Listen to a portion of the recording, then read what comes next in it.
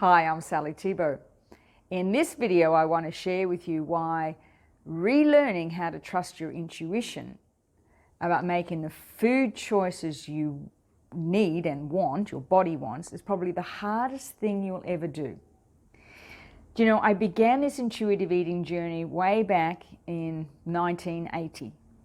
And over that time, I've come in and out of it.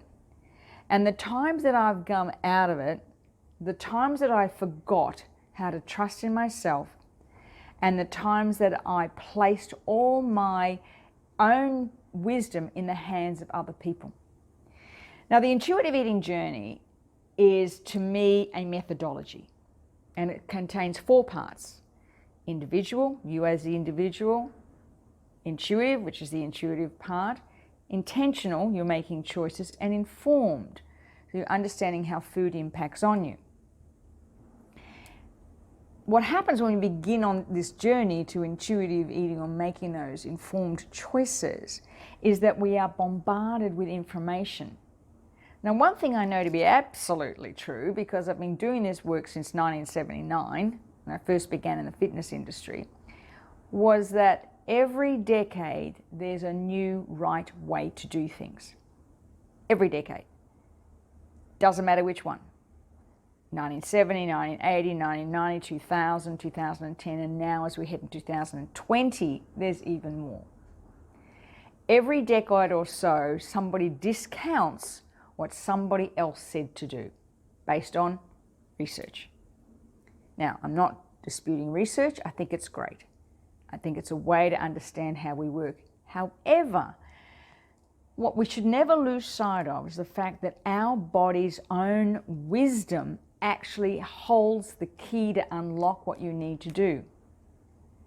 Most people I know, when I talk to them about intuitive eating, think it's about making choices from their heads. That's just not right.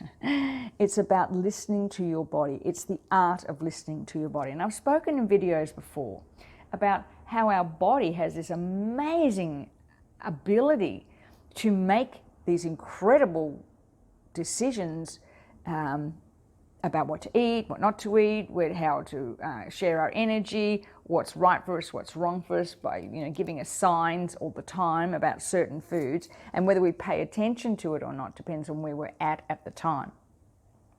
In fact, every time I see an ad for heartburn medication, for instance, it's usually preceded by somebody eating a hamburger the size of my handbag.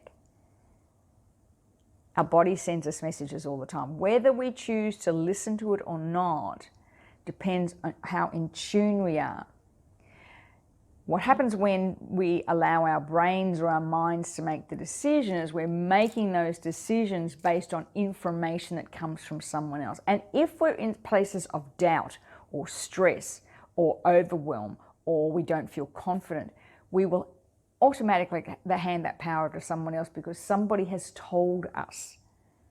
Now, especially in this era of social media, that's even more so, where we are bombarded daily by all sorts of people making all sorts of promises about all sorts of different things to eat and ways to eat.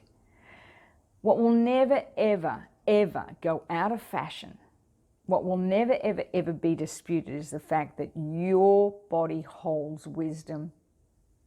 And when you learn to be silent and quiet and listen to that wisdom, the choices about the food you make become so much easier. It's like I often say to people, for women in particular, it's like the last frontier. This is like the last piece of the puzzle. We need to hand over, release the expectation of having to follow somebody else's guidance. That's not to say it's not worth listening to people about nutrition and understanding that. However, in all the years I've been working in this, nothing much has changed. It's that Mediterranean type diet that's still the one that pops up all the time, the ones where we have people living to 100 who follow. So this ability to trust in your own wisdom can be powerful, but it can also be fearful. When you are constantly bombarded by information, it can make you feel inconfident to make that decision for you. And that's what we're going to be talking about at the lighter event. We're going to be talking about how you do that. Okay, how do you separate fear, information, wisdom, dogma? How do you separate those? How do you pull them apart so that you know that you're making the right decision?